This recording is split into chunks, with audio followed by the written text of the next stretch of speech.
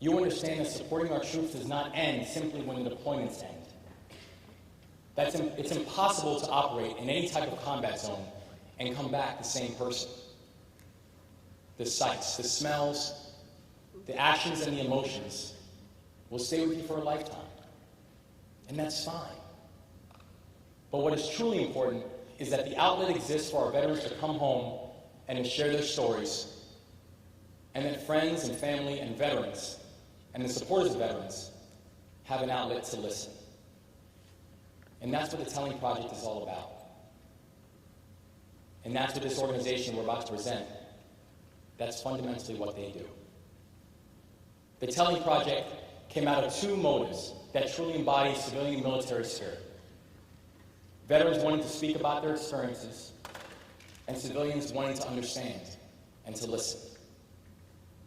This initiative began in Eugene, Oregon in the summer of 2007. And I see, I know Senator Merkley is here, and thank you so much for your support of them as well.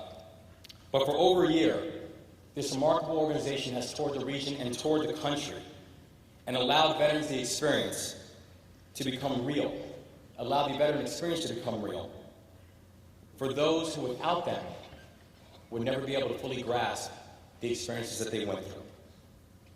I'm honored to stand here today and to present to you the Telling Project.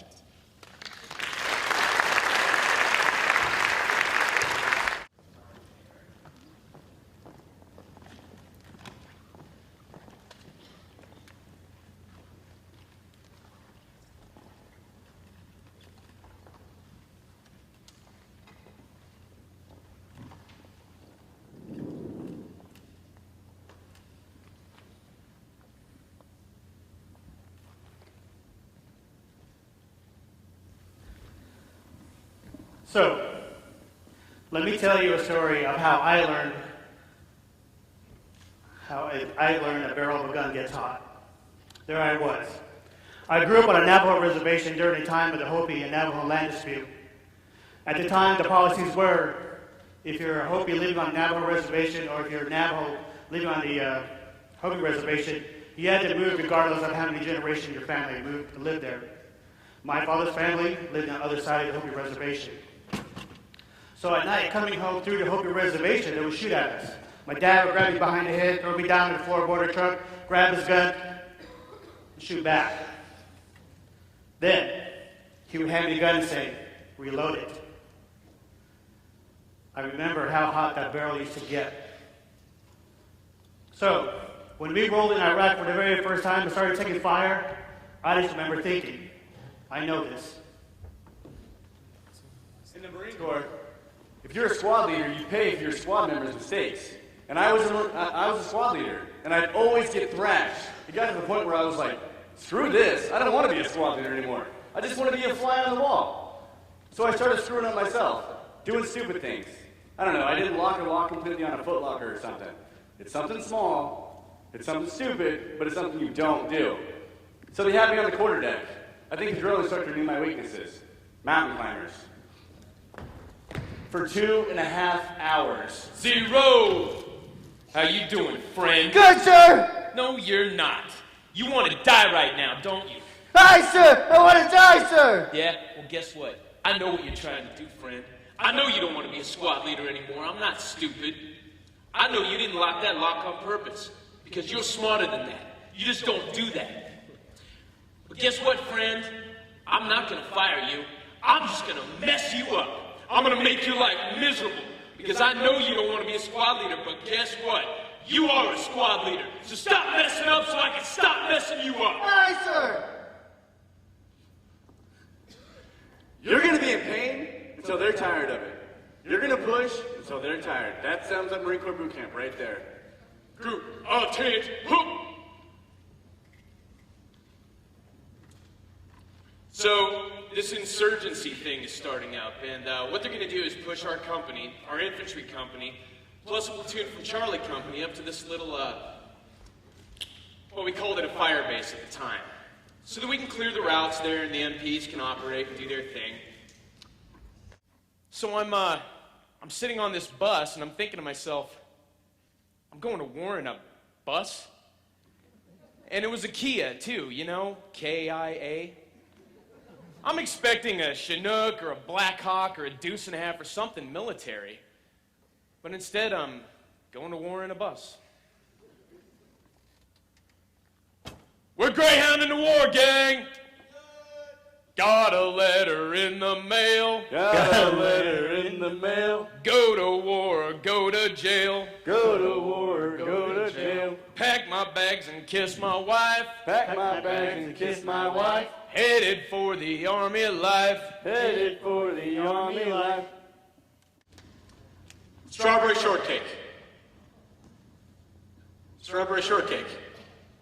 Okay, you gotta hear this. When I was on a advance party going to Iraq for the first time, you know, I was expecting for the worst. And here I am. My whole responsibility was the whole transfer between one company and my company going there.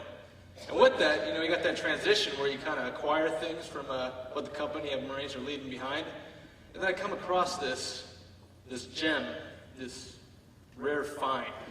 I asked the Marine, is this okay if I have this? He's like, oh yeah, go ahead. And you gotta think how odd this is, but I'm looking down, and this pillow is looking back at me. It was a small pillow. It was a pink pillow in the shape of a heart. What was really weird about this is that there was a strawberry shortcake face looking right at me. You know, like, you've seen her before. You know, the freckles in her cheeks, the sparkle in her eye, and that soft smile. And the weird thing is that these little hands were popping on the side. You know, it kind of looks something like this.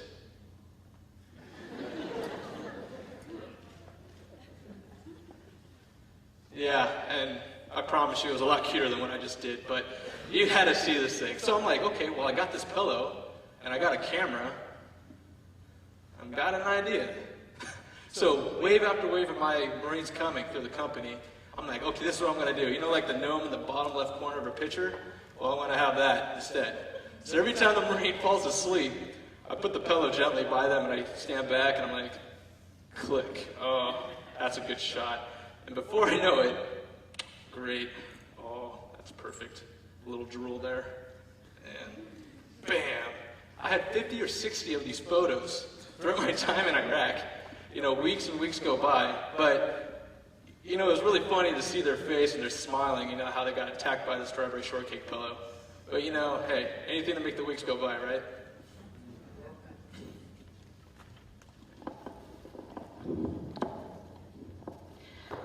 I was a cargo weapons elevator electrician in the Navy from 1997 to 2001. And I had experiences. They weren't all good experiences, if that's okay. I was on Westpac the day the USS Cole was bombed. Well, actually, we were 60 miles from the coast of Yemen where it happened. And there's like this superstition. I think it's a Mexican-Indian superstition. And what it says is, if you see an owl during the daylight, then death is coming or death is near.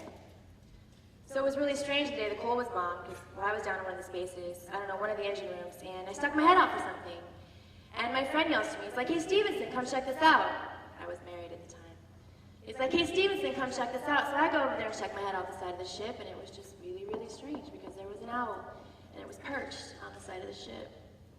It was so strange. But it was there, I swear, and it freaked me out really bad. So when they told us that the Cole was bombed and there were 8 people dead, and then later that day, they ended up telling us there were more like 17. I just remembered that owl. And it scared me, because I knew these people had just died and everything, and I thought, does this mean something's gonna happen to us too? I mean, they were waiting in line when it happened. Chow line. They were just waiting to eat. And one of the people that died that day, she was my age, and I remember she had just found out she was pregnant. And I remember thinking, you know, I bet they didn't wake up this morning and think, this is a good day to die. Am I not being open enough for you? So there was this officer on my previous ship, a young officer, prior enlisted guy, and I was standing watch. I think it was a balls to 4 watch, which is 12 to 4, right? So it's really dark. And he's walking up, and I'd seen him before, no big deal. And he starts talking to me. Well, he says to me, you know, Stevenson? And I say, what, sir? And he says, how you doing tonight? And I say, fine, sir. Oh, blah, blah, you know. And he says, will you have a good night? I say, okay, and I start to walk off, and he stops me, and it's dark. And he says, you know, Stevenson, I have something to tell you. And I say, what, sir? And he says, I know I'm probably going to break about 50 laws of the UCMJ right now, but every time you walk past me, and he goes, every time you walk past me, my heart goes boom, boom, boom. I want to do crazy, nasty things to you, and you know what? No one's ever going to find out because I'm the boss. And I just looked at him, and my eyes got about this big because, I mean, I think he was married too, and I was just like, are you insane? I can't even believe you're saying these things to me. I thought this was only done in the movies. And I'd never had anyone speak to me that way before. I didn't know what to do about it. So I just laughed. I just looked at him and laughed. I was like, you're so funny. I didn't know what to do, so I just went down to my berthing and said, you have a good night, sir. And I told about 3 other females what had happened just in case, because I was afraid, since I wasn't going to do that with him. He may try to retaliate, I didn't know. And after that, I never saluted him again. And he never said anything about it. Wow, I'm making it sound horrible, but it really wasn't. I enjoyed my time on the Chancellorsville, especially the people I met on board that ship, and the friends I met on board that ship. I had fun. For instance, the cooks would always make sure that, I don't know, if we were having burritos that day, that my tortillas were always fresh and hot. But then again, you know, I hardwired their meat grinders and fixed their rack lights so they could read, so it wasn't like they were really doing me any special favors. And I love to sing. I'm always singing, so we'd go out on the fantail at night, you know, the back of the ship that drags through the water. And I like to lean over the railing, so I like to watch the ship cut through the water because the algae would glow, and then, my gosh, we haven't seen stars like the stars out to sea at night. They're so pretty, so pretty. So I'd stand out there with my guy friends because most of my friends were guys. I mean, I was one of maybe 30 women on board. The ship had just been fitted for women. And we'd just hang out, talk about stuff, you know, whatever. It was just nice. I felt close to them. I had fun with those people. And I would sing to them. And they liked it.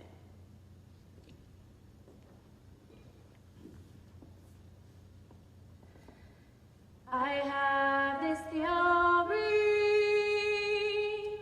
that if we're told we're bad,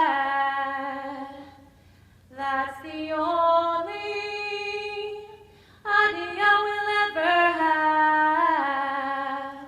But maybe if we are surrounded in beauty, someday we will become what we see. So anyone can start a conflict. It's harder yet to disregard it. I'd rather see the world from another angle. We are every day in jail.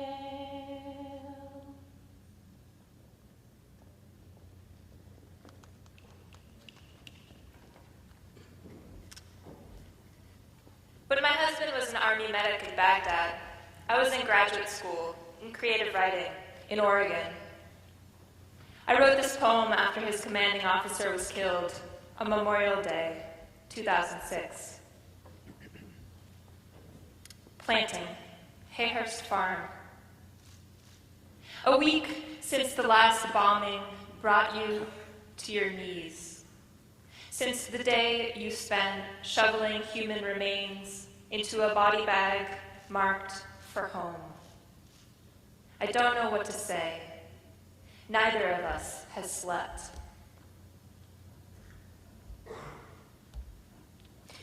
But today, planting peppers on a farm in Oregon, nowhere near the war, I found myself midway down a row, on all fours, hands breaking open the rocky clods, coaxing the flimsy necks to stand. It felt like an exercise in good faith, my fingers blindly plunging, a brief tenderness exacted on every stalk. Some didn't make it through our rough caging.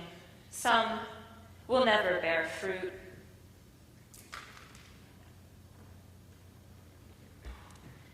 I don't know if this is even meant as consolation, but I want to tell you just how easy it became to plant the thin bodies in the ground, to mound up that dense soil and move on.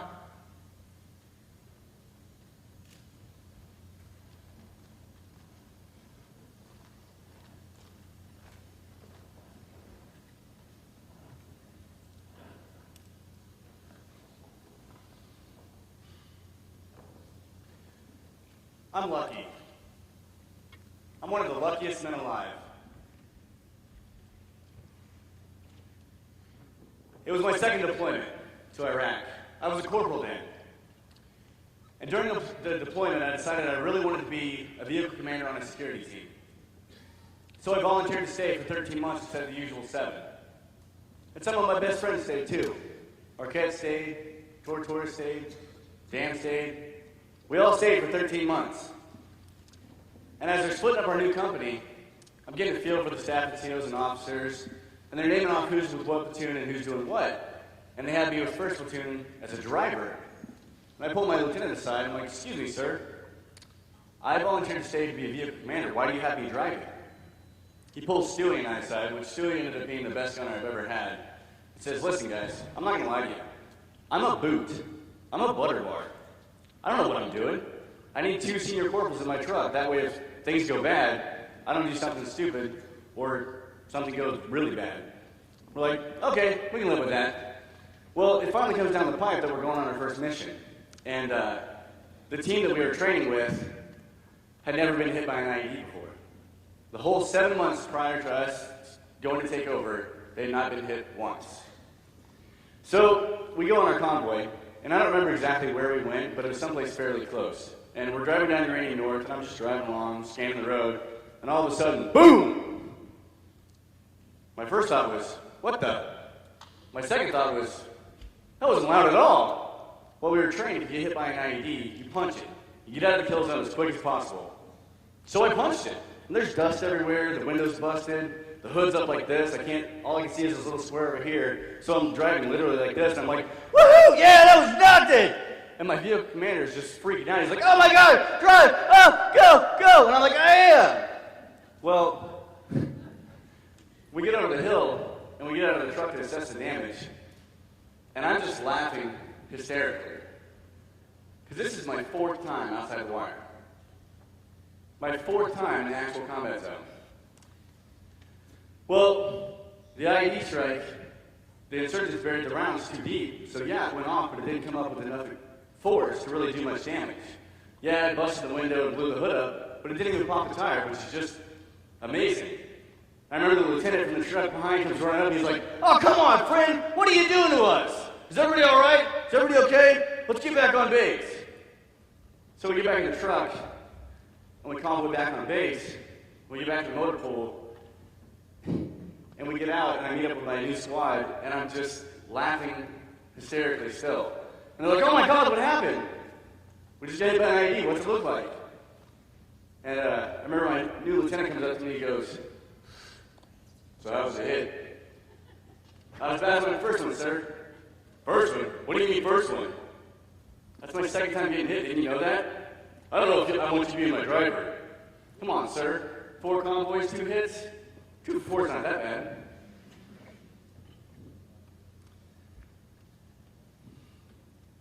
My last deployment, my entire squad was really, really lucky. We were hit a ridiculous amount of times. 19 times in 6 months.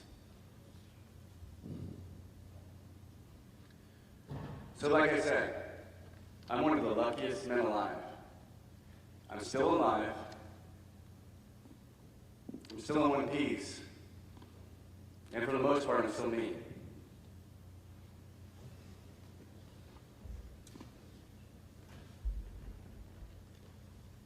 For me, coming home was really a mixed blessing.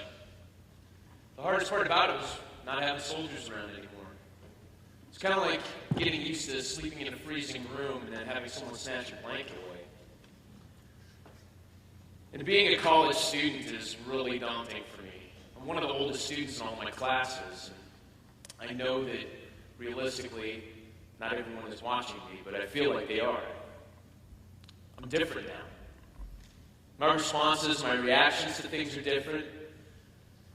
And a lot of times I find myself asking, how do I rejoin the human race? Nothing I tell anybody about Iraq or Afghanistan can be understood by people here. I mean, how could they? It's really frustrating when I tell people that I've served in both Iraq and Afghanistan, and the first question they ask me is, did you kill anyone? Why should I answer that? Is that going to help them understand what I've been through or how I feel?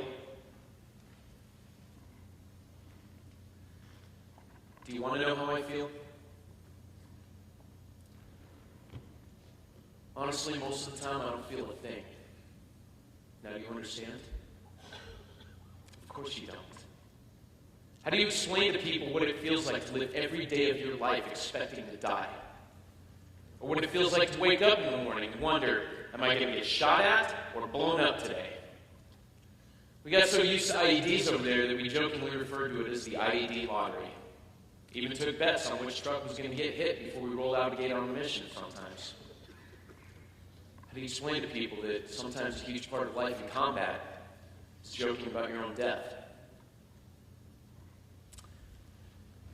Having kids, I'm a single dad raising my 2 kids, and having kids is kind of like having soldiers. It's somebody else to focus on other than just me. Now I got to take care of these guys. And it sounds kind of messed up, maybe, but in a way, my kids are replacements for my soldiers. When I was a squad leader in Iraq and a platoon sergeant in Afghanistan, I looked at every single one of my soldiers as if they were my own children. As a squad leader, I had 8 sons. And as a platoon sergeant, I had 42 sons. And they were my kids for 3 years. Now I only have 2 kids. And as frustrating as being a single dad can be sometimes, it really has helped me emotionally being responsible for their lives. But I have to make a conscious decision every day to teach my children things that are contrary to the way I think and feel. My daughter goes to school, and in our neighborhood, we have a lot of Middle Eastern kids dressed in their traditional clothing and doing their thing. And she naturally asks questions about them. And I can't tell her what I really feel.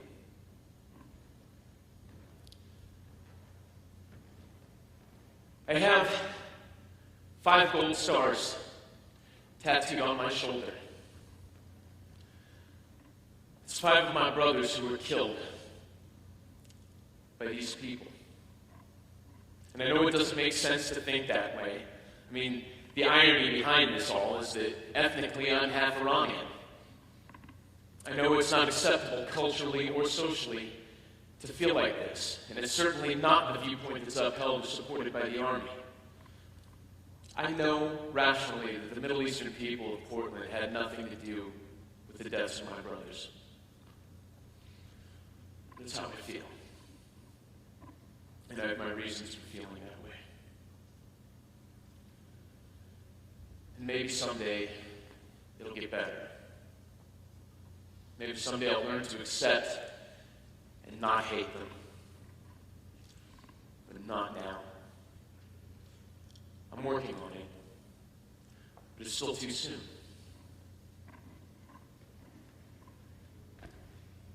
I wasn't born with this hatred.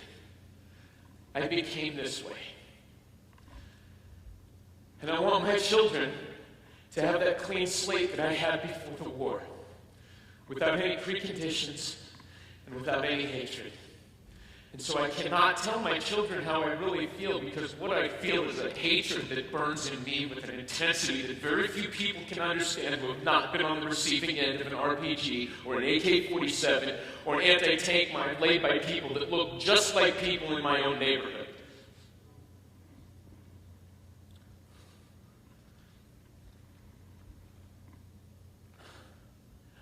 I don't want you to feel sorry for me. I chose this life. And please don't pity me either. I knew what I was doing. I didn't spend 3 years in combat for you.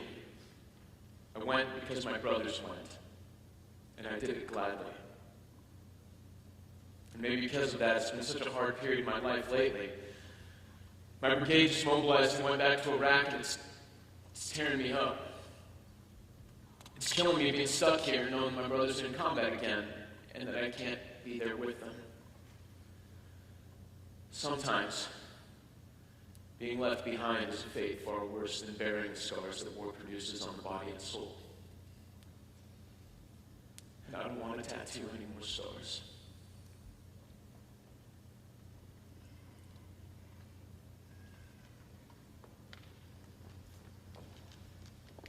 When I decided to join the Navy, I was really gung-ho about it. I guess the idea of being in the military just did something to my mind. I guess I just wanted to challenge myself and see if I could do it. But I'm not 19 anymore, and I'm not 21 either. And I don't think the same way about lots of things. By the time I was getting out, I was just like, I wanted to be free, and I wanted to be free for so long. That's how I felt. But you know that saying, getting used to your sea legs? Well, when you've been on a ship for 5 months, it doesn't matter if you're on solid ground. You still feel like you're moving. You know what I mean? Shirley Cortez, United States Navy. Maya Washburn, Oregon Army National Guard. Lemuel Charlie, U.S. Army. Shane Addis, United States Marine Corps. Brian Friend, United States Marine Corps. Elise Fenton, writer and teacher.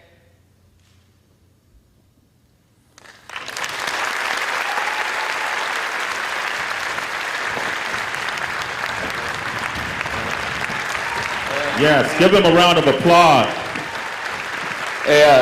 Can we get a round of applause for the co-producers of the Telling Project, Jonathan Way and Max Rayner? Can you guys come out here, please?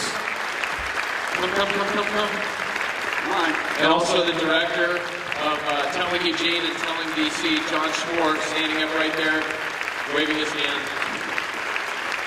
Oh, they're going to hide, aren't they?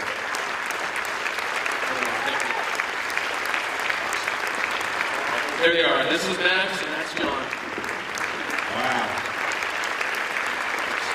The Telling Project. What an impressive group of citizens here with us today. Very powerful, very powerful. What a tremendous day, right? Round of applause. First Lady Michelle Obama, Dr. Jill Biden, Alma Powell, these telling stories that they share with us today, very powerful and honest.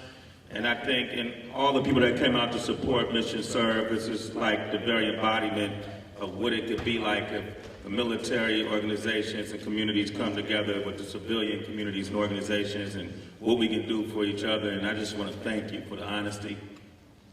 Thank you. All right. Thank you, Sway. Thank you. We're at the end. I want to just remind everybody, this is a day of action. This is the very beginning of this. And I would like you to think about joining us. There's so much work to be done. There is a website, if you remember just one. It is www.milserv.org. www.milserv.org. I want one person to stand. He already is. I want him to raise his hand. The engine behind that is a consortium, basically, of organizations, but the Veterans Innovation Center has actually been very critical to our work.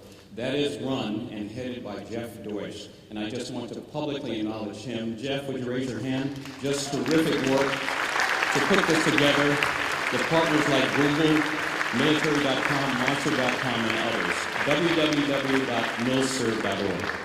I'd finally like to thank, of course, Bank of America, first of all, for being our partner in this effort. Just really, really important to have a private-public partnership.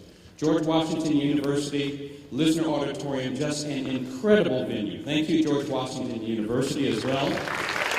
Target, Rachel, thank you, PBS, for putting on the Care Package project. It's been very, very important for our military families. And Sway, you're special. Let me tell you, we just can't do this with a private-public partnership. We need our entertainment community to step up because it can reach so many young people in an audience, and there are a few in those communities who are committed to that. Sway is one of those. Thank you very much for doing this. Great.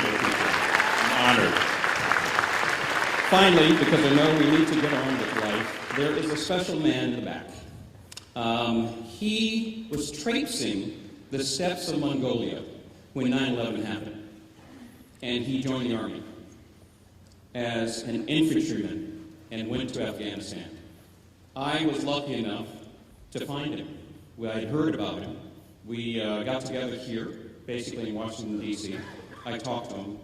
We, at Be the Change, basically brought him on as the Director of Civilian-Military Partnerships. He has just been incredible, working with Jeff and the others that you see up here, basically in putting together these military-civilian partnerships. His name is Ross Cohen. Ross, would you come out? I know you're there somewhere.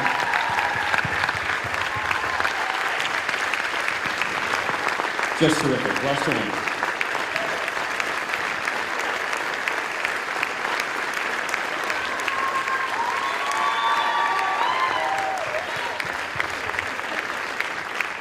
And thus it begins. We have a lot of work to do, but we have the right people to do it. Thank you very much for coming. It's been a wonderful day. Have a wonderful day.